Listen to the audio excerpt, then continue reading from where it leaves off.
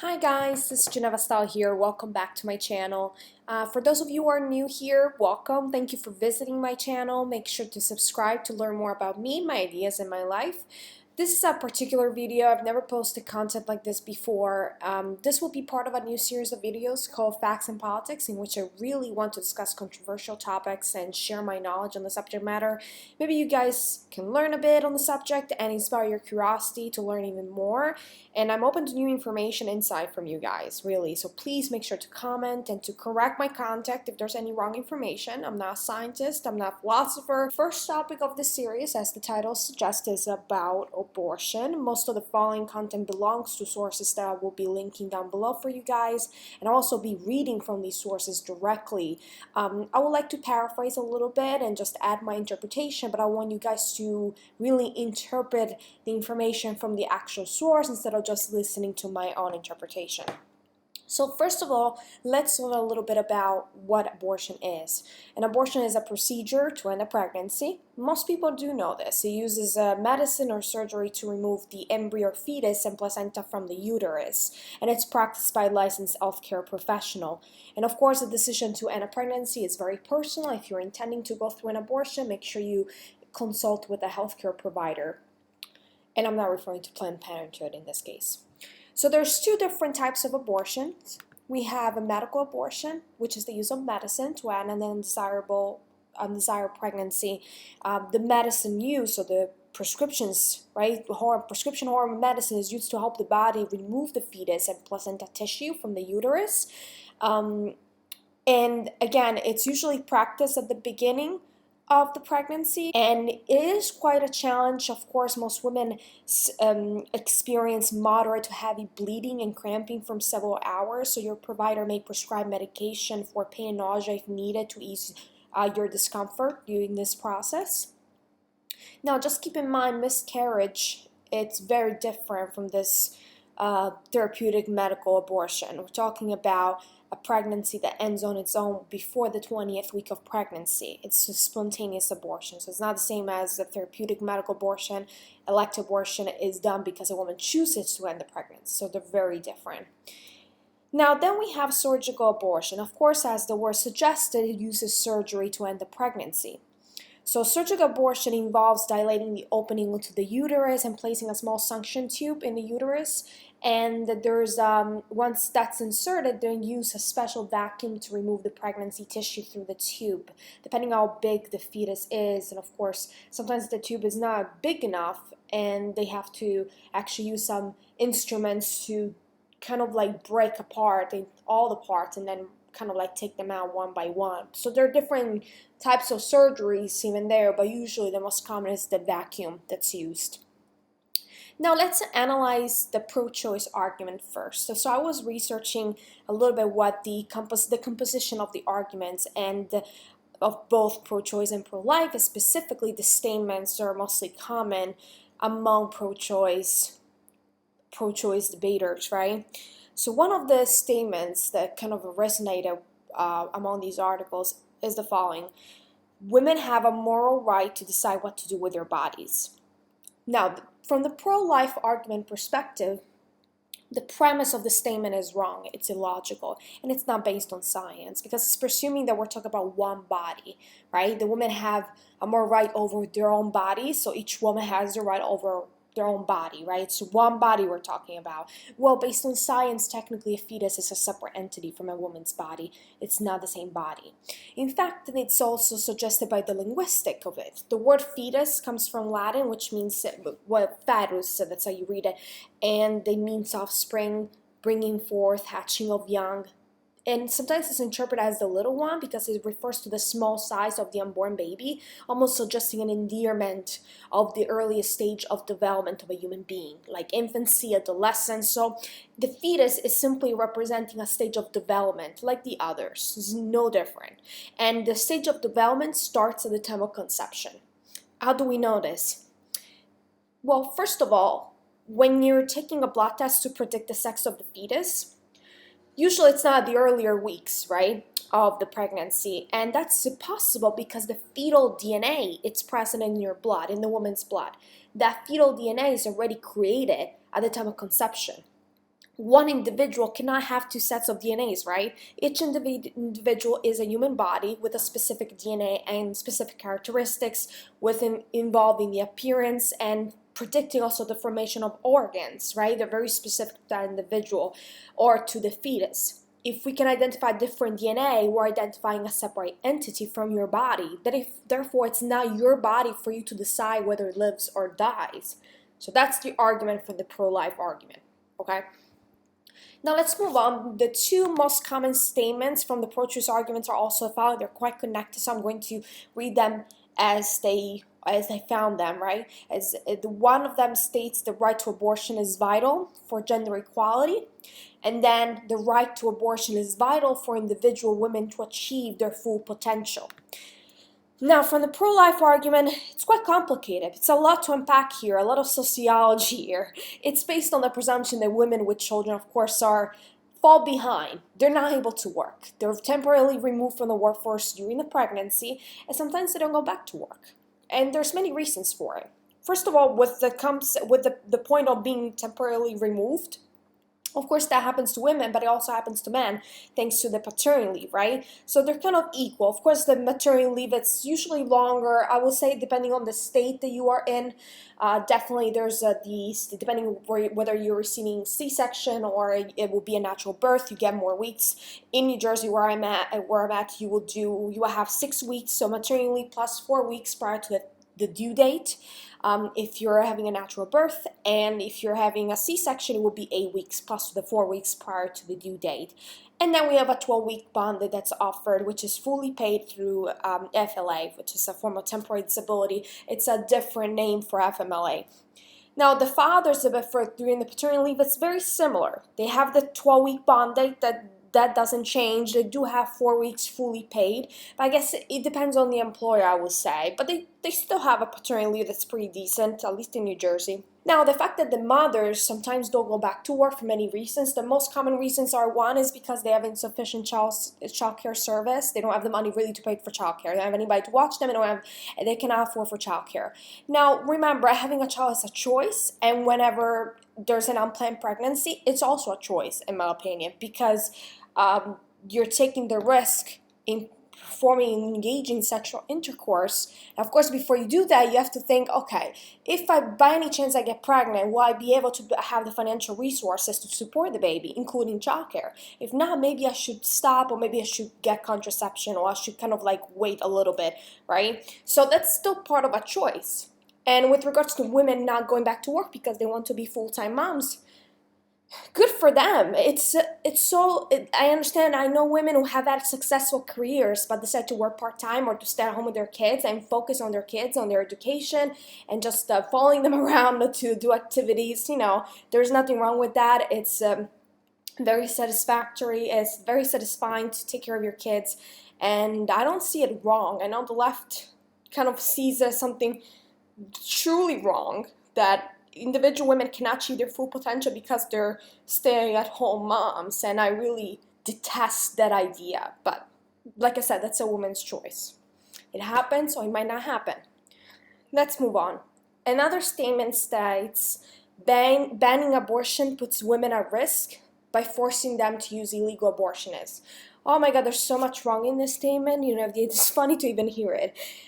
It's like saying give a drug addict drugs because he's going to buy them anyway. Really? I'm not going to comment further. I think it speaks for itself. One of the latest statements kind of read as follows. The right to abortion should be part of a portfolio of pregnancy rights that enables women to make a truly free choice whether to end a pregnancy. Now, here's the thing with this.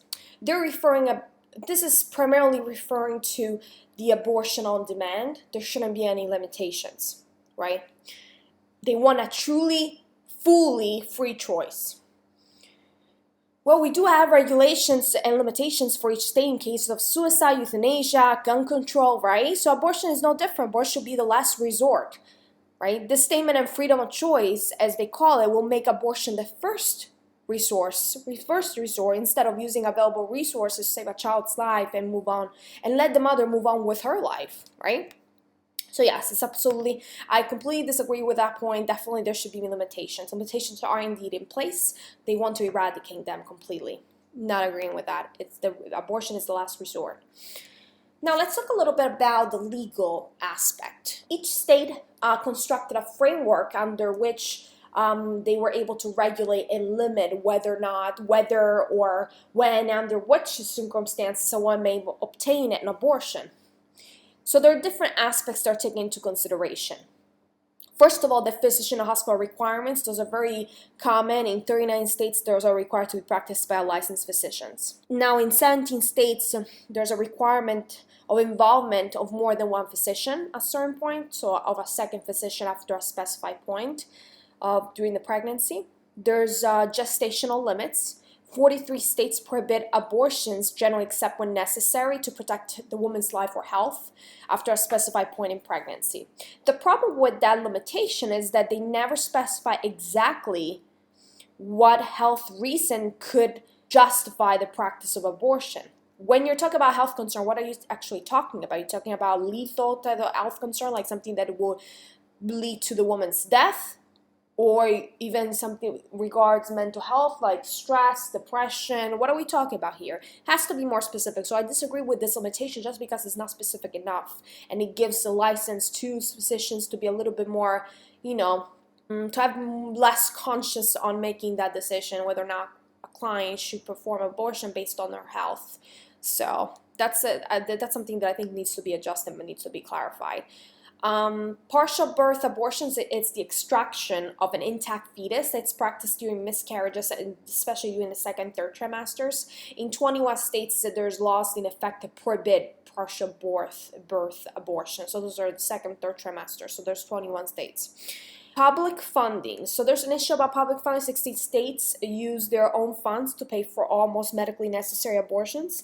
In 33 states and the District of Columbia, state funds are used, except in those cases when federal funds are available, especially when the woman is in danger of life or the pregnancy is the result of rape or incest. Those are the two scenarios in which the federal funds are used or the state funds are used. Otherwise, private insurances take care of the expense, or the public, so the person in question. 12 states restrict coverage of abortion in private insurance plans, most often limiting coverage only to when the woman's life will be endangered if the pregnancy were carried to term. Most states allow the purchase of additional abortion coverage at an additional cost, and I totally agree with it. Your choice, yes, not mine, therefore I will not pay for it, you pay for it, right? Your choice, you pay for it.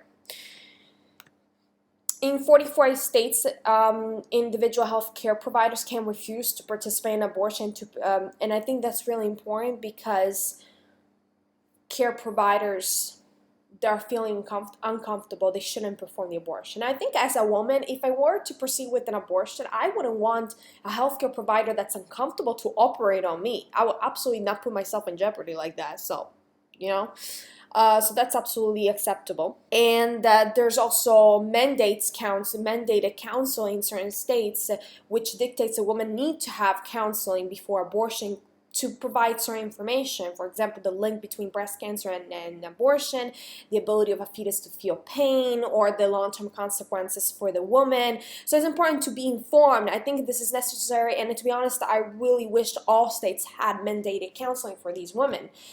Because again, it's the last resort. You want to be well informed what you're doing.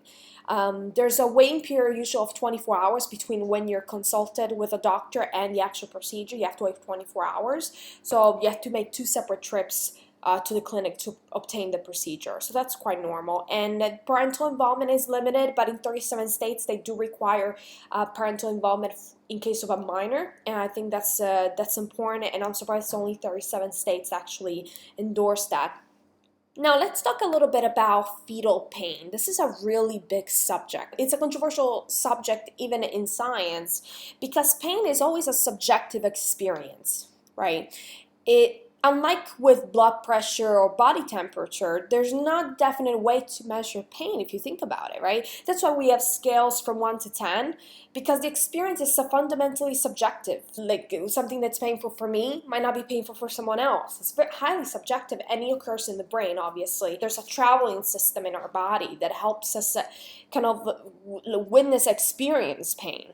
Now, researchers agree, like most researchers agree, that a fetus can feel pain up like at 20 weeks already or earlier. Now, or earlier, that point, it's very important. Many researchers actually believe that they can actually feel pain prior to the 20 weeks, but 20 weeks is definitely, they have a definite say that they can feel pain. And the earliest neurons in the cortical brain are established as around 6 weeks. So the anatomy of the human nervous system is established in around that time. 6 weeks is the earliest, and it's very early in the pregnancy, I have to say. So I was kind of surprised learning about this. The problem with the claim from the pro-choice group states that the brain cortex is necessary to experience pain and suffering. However, the human brain cortex does not fully mature until approximately 25 years of age, yet infants, children, teenagers obviously can experience pain, right? So yes, the pro-choice argument is really not based on science, or is based on feelings, emotions, on their narrative, what they want to implement to get what they want, but they're really detached from science, I have to say. Technically, even a statement like that, like a fetus experiences pain once the brain cortex is developed. Well, guess what? The brain cortex is still in development up until 25 years of age, and that really destroys your argument. So they really have to come up with more logical premises to convince me, definitely, and I'm not convinced as of yet. The fetal reactions provide evidence of pain response. There was some, let me read this to you. Definitely, as early as 8 weeks, the baby exhibits reflex movements during invasive procedures. And there's 2 independent studies, 2006, used brain scans of the sensory part of unborn babies' brains showing response to pain.